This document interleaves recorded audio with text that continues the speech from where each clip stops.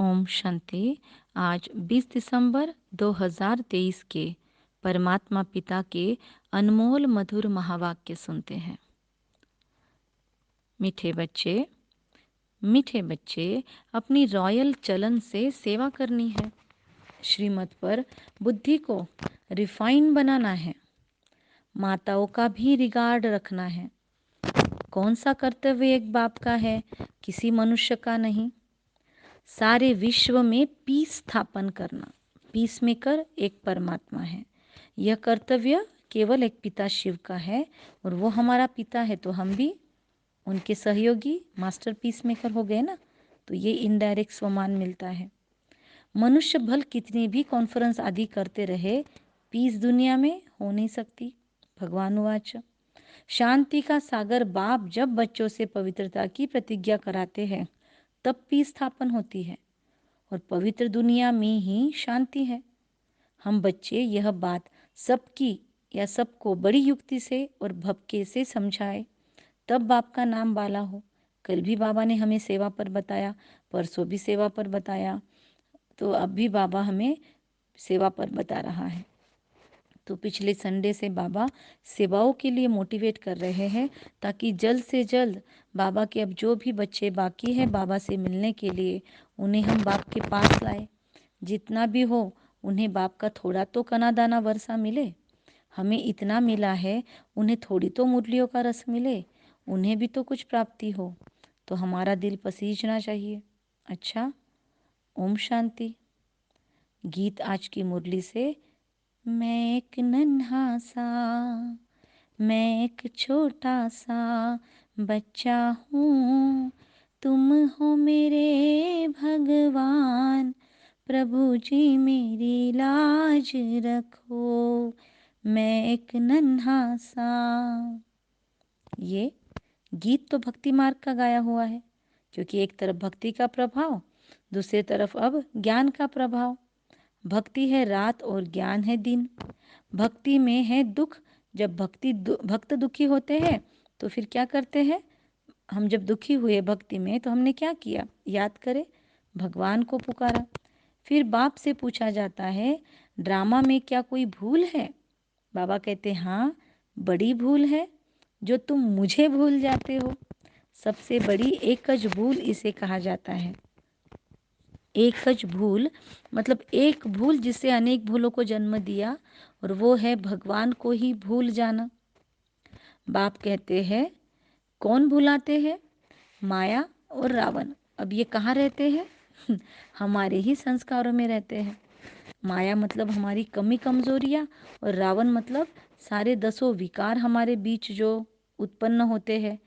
तो स्वर्ग और नर्क होता है ही भारत में, और जगह तो ये मान्यता नहीं है। तो भारत में ही कोई मरता है तो कहते वैकुंठवासी हुआ। यह तो जानते नहीं कि स्वर्ग अथवा वैकुंठ कब होता है। जब स्वर्ग होता है तो मनुष्य पुनर्जन्म जरूर स्वर्ग में ही लेंगे। अभी तो है ही नर्क, तो पुनर्जन्म कहाँ होगा? अगर मैं अभी नर्क में हूँ तो मेरा पुनर्जन्म नर्क में ही होगा, और स्वर्ग के मनुष्यों का स्वर्ग में होगा। पुनर्जन्म भी जरूर नर्क ही लेंगे। तो जब तक स्वर्ग की स्थापना हो तब तक कहाँ पर लेना पड़ेगा जन्म? नर्क में ही। इसलिए अभी हमको कोशिश करनी है कि हमारे जो भी पुराने शरीर है ना, उनकी संभाल करनी है, देखभाल करनी है। टू मच बॉडी कॉन्शियस नहीं बनना है। पूरा दिन शरीर शरीर शरीर के पीछे नहीं रहना है, लेकिन शरीर को देखा अनदेखा भी नहीं करना है। शरीर की प्रॉपर केयर, एक्सरसाइज और संभाल करनी है। इस शरीर को अंत तक संभालना है, क्योंकि अब फिर से मृत्यु अगर बीच में बेवक्त आई तो फिर से माता के गर्भ में जाकर इतना समय डालकर समय वेस्ट करने में कोई विशेषता नहीं है। इसलिए हमको याद रखना है कि हमें इस शरीर को सुदृढ़ रखना है, स्वस्थ रखना है। कम खाओ गम खाओ, बहुत खिला खिला कर भी इसको बीमार नहीं करना है, और इसकी अवहेलना भी नहीं करनी है। तो परमात्मा कहते हैं सतयुग त्रेता में है राम संप्रदाय, उनको कोई दुख नहीं है। सतयुग और त्रेता युग, वहाँ पर कोई दुख की बात नहीं, इसलिए उसको राम राज्य कहा जाता है। अशोक वाटिका में रहते हैं। एक्चुअल अशोक वाटिका वो रावण की नहीं थी, वो तो शोक वाटिका है जहाँ पे दुख होता है। अभी ये शोक वाटिका है द्वापर और कलयुग। लेकिन सतयुग को बाबा कहते हैं अशोक वाटिका, मतलब जहाँ पे कोई शोक नहीं, दुख नहीं। फिर आधा कल्प बाद रावण राज्य शुरू होता है। अशोक वाटिका पर रावण अपना कब्जा करता है, तो उसको शोक वाटिका बना देता है। मतलब हमारे अंदर के विकार बाहर आने शुरू होते हैं, क्योंकि हम अच्छाई को भूलने लगते हैं। हम सात्विकता को प्रायोरिटी नहीं देते, प्राधान्यता नहीं देते, तो असात्विकता अंदर से सिर उठाने लगती है। जैसे प्रकाश खत्म होता है तो अंधकार खुद ब खुद अपना राज्य स्थापित करता है, वैसे हमारे अंदर की अच्छाइयाँ हम छिपा देते हैं, मूल्यों के साथ हम तो कॉम्प्रोमाइज़ करने लगते हैं, समझौता करने लगते हैं, तो फिर विकार खुद ब खुद पनपने लगते हैं। अशोक वाटिका में रहते फिर आधा कल्प बाद रावण राज्य शुरू होता है। अब बाप फिर से आदि सनातन देवी देवता धर्म स्थापन करते हैं। वह है सबसे सर्वोत्तम धर्म। भारत में तो अनेक धर्म वाले आते हैं, कॉन्फ्रेंस करते हैं। अब कायदा क्या कहता है कि सबसे ऊंचे से ऊंचे धर्म वालों को गद्दी पर बिठाना चाहिए, है ना।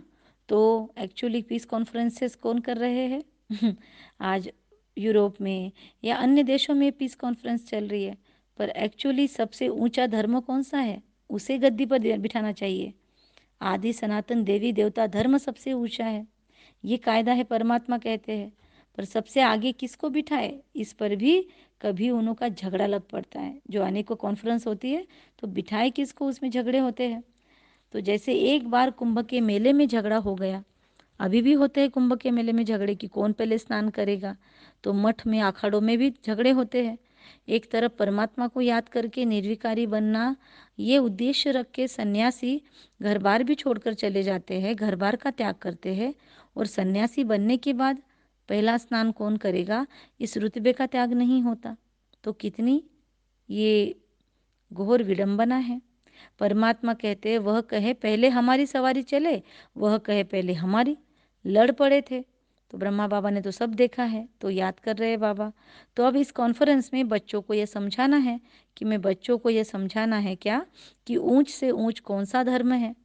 आदि सनातन देवी देवता धर्म सबसे ऊंचा है। बाप कहते हैं आदि सनातन है ही देवी देवता धर्म, सभी धर्मों का बाप है आदि सनातन देवी देवता धर्म, क्योंकि बाप ने स्थापन किया है। जो अब प्राय लोप हो गया है, मतलब कुछ कुछ बाकी है, अपने को हिंदू कहलाने लग पड़े। अब चीन में रहने वाले अपना धर्म चीन तो नहीं कहेंगे, वो लोग तो जिसको नामी ग्रामी देखते हैं उनको मुख्य करके बिठा देते हैं। चीन का धर्म चाइनीज थोड़ी है, उनका बौद्ध धर्म है।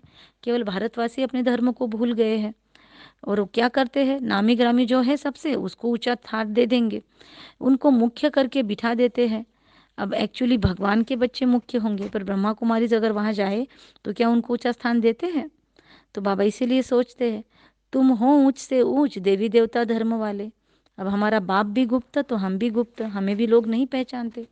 सिंपल सफ़ेद साड़ियों में श्वेत वस्त्रधारी ये ऊंची से ऊंची सन्यासिनियां हैं, पर अभी सबको तो महत्व नहीं पता।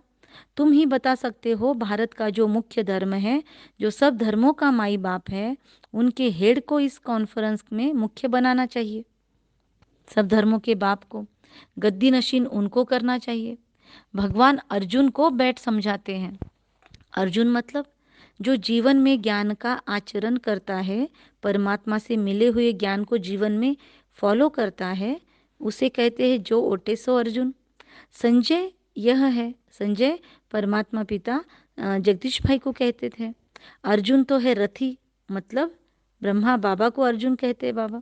तो उनमें रथवान है बाप, वह समझते हैं रूप बदल कर श्री कृष्ण के तन में आकर ज्ञान दिया है। अब ऐसे तो हुआ नहीं, जब श्री कृष्ण थे तब ज्ञान की ज़रूरत ही नहीं थी, क्योंकि सब ज्ञान के ही बलबूते पे सतयुग में पहुँचते हैं, तो वहाँ और ध्यान देने की क्या ज़रूरत है। परंतु एक बार हमने कोई डिग्री ले ली समझो, तो क्या हम वापस वो डिग्री के लिए पढ़ाई करते हैं? नहीं, हम वो डिग्री ले ली तो फ्री हो जाते हैं, फिर उसके आगे की भले पढ़ाई करेंगे। तो वैसे ही त्रिमूर्ति के ऊपर शिव बाबा का चित्र ज़रूर चाहिए, वह है सूक्ष्मतन की रचना। बच्चे समझते हैं यह विष्णु है पालन करता, मतलब श्री ब्रह्मा, श्री विष्णु और श्री महेश, इन तीनों की जो चित्र है उनके ऊपर परमात्मा शिव का चित्र होना चाहिए, क्योंकि इन सब के भी पालन करता और रचयिता परमात्मा शिव है। जैसे स्थापना, पालना, विनाश का कर्तव्य तीनों बच्चों को अपने देते हैं बाबा, तो विष्णु है पालन करता, प्रजापिता ब्रह्मा है स्थापन करता, और परिवर्तन काल में शंकर जी का रूप एक्टिवेट हो जाता है। तो परमात्मा कहते हैं ब्रह्मा के साथ फिर सरस्वती आदि बहुत बच्चे हैं, अकेले सरस्वती माँ नहीं है, कितनी दादियाँ दादे और कितने वरिष्ठ भाई बहनें जिन्होंने इस यज्ञ में अपनी आहुतियाँ डाली है। तो वास्तव में यह भी पतित से पावन बन रहे हैं। ब्रह्मा बाबा और मम्मा भी तो खुद पे पुरुषार्थ करते थे, बहुत गहन पुरुषार्थ करती थी। मम्मा भी 2-2 बजे उठकर पुरुषार्थ करती थी। ब्रह्मा बाबा इधर क्या क्या करते हैं, वो सब मम्मा उनकी ब्राह्मणी को पूछ कर कॉपी करती थी। ब्रह्मा बाबा कितने बजे उठते हैं तो मम्मा भी उतने बजे उठती थी। तो मम्मा तो इतनी रेस करती थी कि ब्रह्मा बाबा के पहले संपूर्ण होकर चली गई। तो कॉन्फ्रेंस में आदि सनातन देवी देवता धर्म की हेड जगदम्बा होनी चाहिए, क्योंकि माताओं का बहुत मान है। देखो परमात्मा की क्या अंदर से मान्यता है, या परमात्मा क्या चाहते थे, क्योंकि कॉन्फ्रेंस में दादियों को भी फिर ब्रह्मा कुमारी को भी निमंत्रण आया था, लेकिन किसको बिठाना चाहिए हेड पे? बाबा की इच्छा है जगदम्बा सरस्वती, वह है जगत पिता की बेटी, तो उनका सबसे ऊंचा मान होना चाहिए। गीता एपिसोड रिपीट हो रहा है, ये वही महाभारत की महालड़ाई चल रही है सामने। बाबा भी क्या कहते हैं कि मैं कल्प कल्प के संगम युग पर आता हूँ, ना कि युगे युगे। संगम युगे आता है परमात्मा, ना कि हर युग में आता है। तो ये हमको स्पष्ट रखना है बुद्धि में। भ्रष्टाचारी दुनिया को श्रेष्ठाचारी बनाने परमात्मा आते हैं। जगत अम्बा गॉडेज ऑफ नॉलेज गाई हुई है, उनके साथ ज्ञान गंगाएं भी हैं। नॉलेजफुल गॉड फादर तो एक ही है, वह नॉलेज कैसे दे? तो ब्रह्मा मुख कमल से वो नॉलेज देने का कार्य करते हैं। अभी देवता धर्म तो है नहीं ना बचा हुआ, बाकी 3 धर्मों की वृद्धि हो जा रही है। तो इसलिए क्या कहते हैं, 3 धर्मों के या 3 टांगों पे सृष्टि खड़ी है, एक मेन धर्म ही पिल्लर चला गया। जैसे उस दिन भी मुरली में बाबा ने कहा, जब एक्चुअली वो धर्म होता है आदि सनातन देवी देवता धर्म, तब बाकी धर्म नहीं होते, और बाकी सब धर्म होते हैं तब वो धर्म नहीं होता। तो हमेशा 3 पैर या 1 पैर ही रहेगा। तो बाबा कहते हैं कि पीस कैसे स्थापन हो सकता है, ये हम बच्चे ही बाबा के दूसरों को समझा सकते हैं। शांति का सागर तो है ही परमपिता परमात्मा, तो पीस जरूर वही स्थापन करेंगे, और इसीलिए अन्य धर्म कोई भी नहीं बचेंगे। सब धर्म मिलकर एक धर्म की स्थापना हो नहीं है।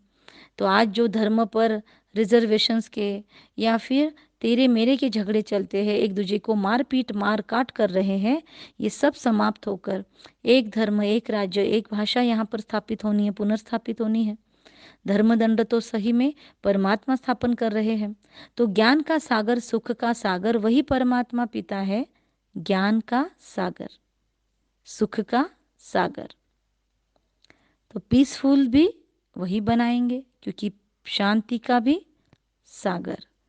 एक एक शब्द को मन में दोहराए, बाबा आप ज्ञान के सागर हो, बाबा आप सुख के सागर हो, आप शांति के गहन सागर हो, और मैं आप में समाई हुई पूरी तरह से ज्ञानी,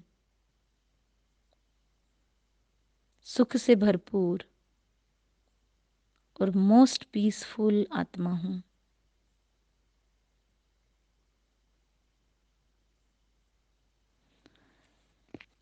हमें ज्ञान सुख शांति से नवाजना ये परमात्मा का कर्तव्य है। हम उनकी मत पर चलने से श्रेष्ठ पद पाते हैं। बाबा कहते जो मेरे बनेंगे राजयोग सीखेंगे और पवित्रता की प्रतिज्ञा करेंगे। 3 मैंडेटरी क्लॉज बाबा बता रहे हैं कि बाबा की मत पर चलने वाले, बाबा का बनने वाले, राजयोग सीखने वाले, पवित्रता की प्रतिज्ञा करेंगे कि बाबा हम पवित्र बन 21 जन्मों का वर्षा लेंगे। ये चारों क्राइटेरिया जो करेंगे वही मालिक बनेंगे। बाप की मत पर चलने वाले, बाबा का बनने वाले, राजयोग सीखने वाले और पवित्रता की संपूर्ण 21 जन्मों के वर्षे खातिर पवित्रता की प्रतिज्ञा करने वाले मालिक बनेंगे, पतित से पावन बनेंगे। पावन कौन है सबसे पावन दुनिया में? सर्वोच्च श्री लक्ष्मी और श्री नारायण, श्री कृष्ण और श्री राधे। तो सबसे ऊंचे कॉन्फ्रेंस में बड़े आदमी आते हैं, बहुत मेंबर्स बनते हैं, तो उन्हों को राय भी देनी पड़े। फादर शोध सन, मनुष्य तो शास्त्रों की नॉलेज पढ़ते हैं। बाबा कहते हैं मनुष्य तो शास्त्रों की नॉलेज पढ़ते हैं, ऐसे भपके से समझाओ तो बड़ा मज़ा हो। मतलब आप ऐसे भपके से ज्ञान को कॉन्फ्रेंसेस में रखो तो बड़ा मज़ा हो।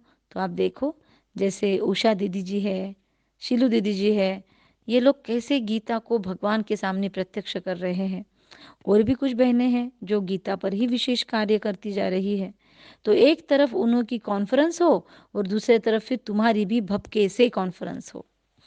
परमात्मा की सेवा के प्लान, चित्र भी क्लियर है जिनसे झट लोग समझ सकते हैं, तो समझाने की पावर भी है।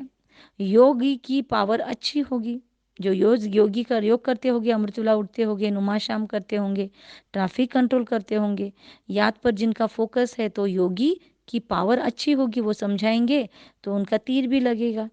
तो ज्ञानी तो आत्मा ही बाबा कहते हैं मुझे प्रिय है। मतलब जो खुद ज्ञान के रममान रहते हैं और दूसरों को भी सहजता से ज्ञान उतार देते हैं उनके बुद्धि में, वो बाबा को प्रिय है। ज्ञानी तो आत्मा ये शब्द देता है बाबा। आज नया और एक सम्मान, मैं ज्ञानी तो आत्मा परमात्मा प्रिय हूँ। ऐसे नहीं योगी प्रिय नहीं है। अब तुरंत योगियों को जो मुरली नहीं समझते या जो ज़्यादा स्टडी नहीं करते हैं पर योगी है, उनको तुरंत बुरा न लगे, तो बाबा उन बच्चों को भी देखो कैसे सहलाते हैं। ऐसे नहीं कि योगी प्रिय नहीं है। जैसे घर में दो बच्चे होते हैं, माता पिता दोनों को इक्वल प्यार देने की कोशिश करते, तो बाबा यहाँ ज्ञानी और योगी दोनों को कहते हैं दोनों प्रिय है। तो हमको ज्ञानी और योगी दोनों बन जाना है ताकि हमको डबल प्यार मिले।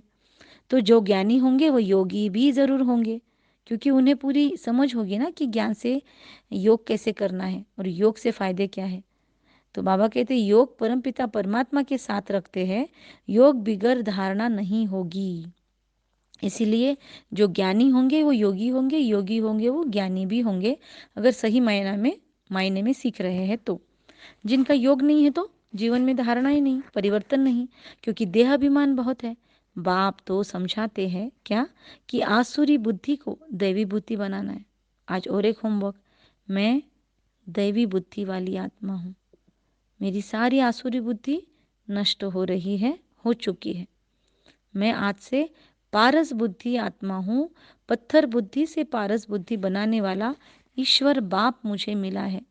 रावण ने द्वापर से मुझे पत्थर बुद्धि बना दिया, अब मैं फिर से पारस बुद्धि बनकर हर एक चीज़ का यथार्थ अर्थ समझ पा रही हूँ।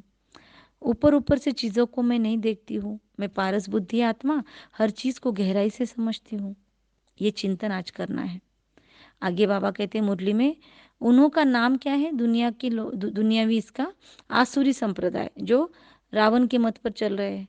और देवताओं के आगे कहते हैं हमारे में कोई गुण नहीं, हम कामी हैं, कपटी है, मैं सेवक तुम स्वामी, ऐसे कहते हैं। मम्मा है गॉडेज ऑफ नॉलेज, ब्रह्मा को कभी गॉड ऑफ नॉलेज नहीं कहा जाता है। मम्मा को सारे लक़ब मिल जाते हैं, ब्रह्मा बाबा ने इतनी सेवाएं की पर ब्रह्मा बाबा का मंदिर भी एक ही, नाम भी नहीं होता है। तो कितना देखो ब्रह्मा बाबा को सहन करना पड़ता है, इतना मेहनत करके भी नाम नहीं। समझते हम Brahma Kumar God of knowledge नहीं है क्या? नहीं, अरे खुद ब्रह्मा ही अपने को गॉड ऑफ नॉलेज नहीं कहते, तो माताओं का तो बहुत रिगार्ड रखना पड़े। देखो भाइयों को ईगो नहीं चढ़े, माताओं को आगे रखना है, क्योंकि अब तक दबा के रखा है माताओं को। तो भाई किसी ने पूछा होगा बाबा को मन ही मन या ओपनली कि क्या हम फिर ब्रह्मा के बच्चे मास्टर गॉड ऑफ नॉलेज नहीं कहेंगे? बाबा कहते नहीं, माताओं का बड़ा रिगार्ड है। ब्रह्मा बाबा ने भी मम्मा को सामने रखा था, तो भाइयों को भी बहनों को बहुत रिस्पेक्ट देना चाहिए। ये माताएं ही जीवन पलटाने वाली है। भाई लोग अन्य सेवाएं बहुत है जो भाई लोग कर सकते हैं, लेकिन ज्ञान सुनाने का कार्य जनरली माताओं को ही दिया जाता है। तो मनुष्य से देवता बनाने वाली है, और पूरी ऑनेस्टी से माताएं सेवा कार्य करती है, डेडिकेशन भी होता है। इसलिए परमात्मा माताओं को चूज करता है। कन्याएं भी है, माताएं भी है, अधर कुमारी का राज तो कोई समझते ही नहीं है। भल शादी की हुई अधर कुमारी तो भी ब्रह्मा कुमारियां है। ये बड़ी वंडरफुल बातें हैं कि दोनों युगल मिलकर ज्ञान में चलते हैं, बहुत बड़ी ताकत लगती है। जिनकी तकदीर में नहीं है वो क्या समझेंगे?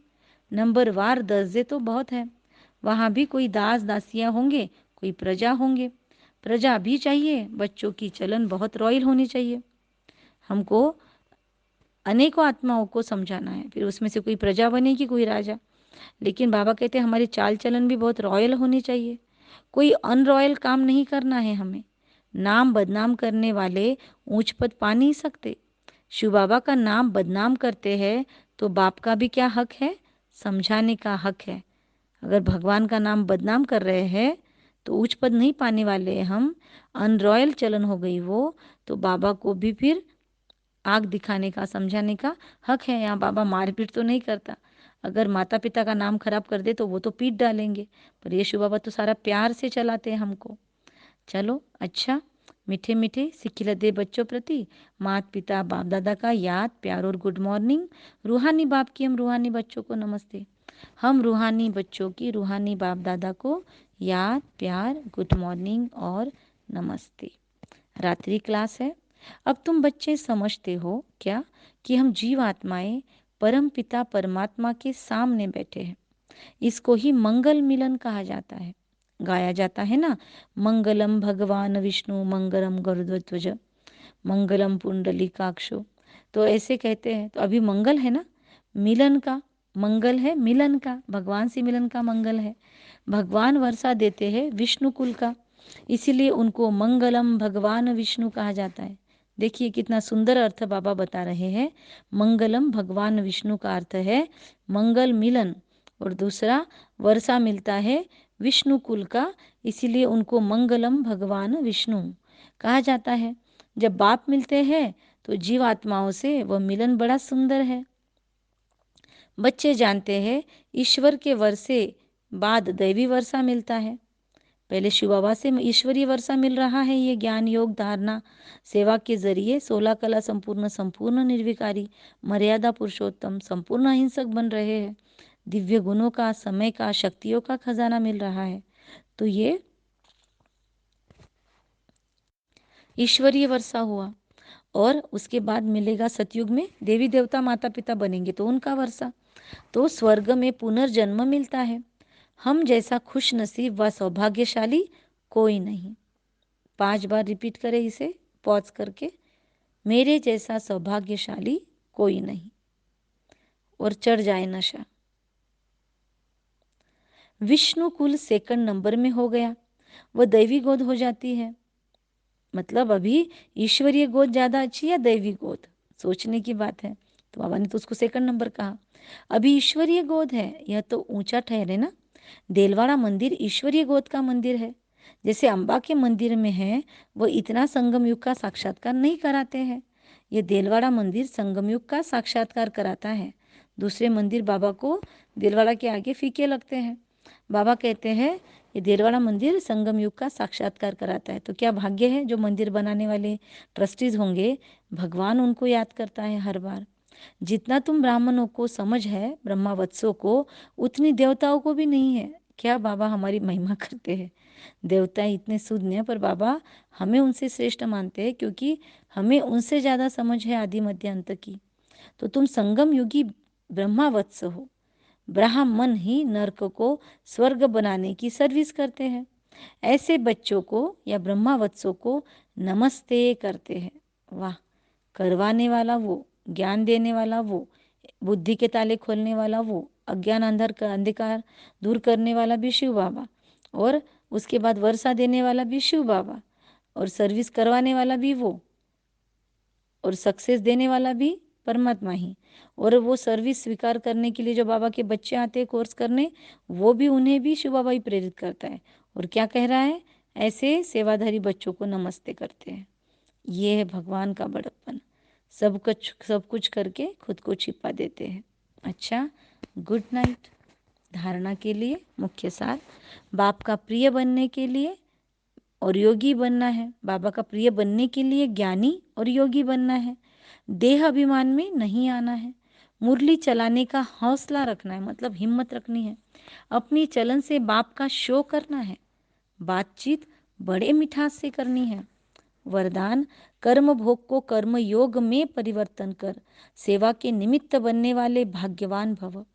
कर्म भोग को कर्म योग में परिवर्तन कर सेवा के निमित्त बनने वाली मैं भाग्यवान आत्मा हूँ। अगर हमारे जीवन में कोई त्रासदियाँ हैं, कोई शारीरिक बीमारियाँ हैं, उनको भी योग के बल से हमको जीतना या हँसते-हँसते मुस्कुराते हुए उन्हें जीतना है, तो क्या होगा ऑटोमेटिक सेवा के निमित्त बन जाएँगे। हमें देखकर ही लोग सीखेंगे कि वाह!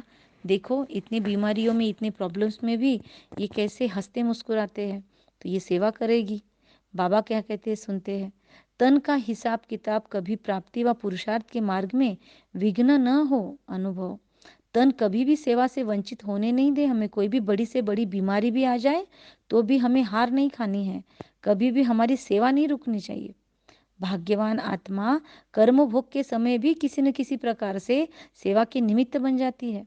दादी प्रकाश मणि ने अपनी मृत्यु के पहले भी इतने डॉक्टर्स लोगों की सेवा की। दादी गुलजार को जो जो डॉक्टर्स देखने आते थे वो दादियों के फैन बन गए। उन्होंने कहा कि वाह ये कौन सी आत्माएं हैं, इनको कितना सारा दिन भर हम ट्रीटमेंट देते हैं लेकिन इनके मुंह से उफ तक नहीं निकलती। इनके चेहरे ऐसे खिले हुए रहते हैं कि दादियों के ब्राह्मणी के पास जाकर डॉक्टर पूछते थे कि पेशेंट कौन है। मम्मा ने भी लास्ट दम तक कैंसर पेशेंट होने के बावजूद भी अंतिम समय तक बच्चों को अंगूर बांटे, दृष्टि दी, सेवा की। सोचिए कितने बच्चे लाइन में लगे होंगे, एक एक को अंगूर देना और एक एक को दृष्टि देना, और वो भी प्यार से, और अंदर में इतना दर्द।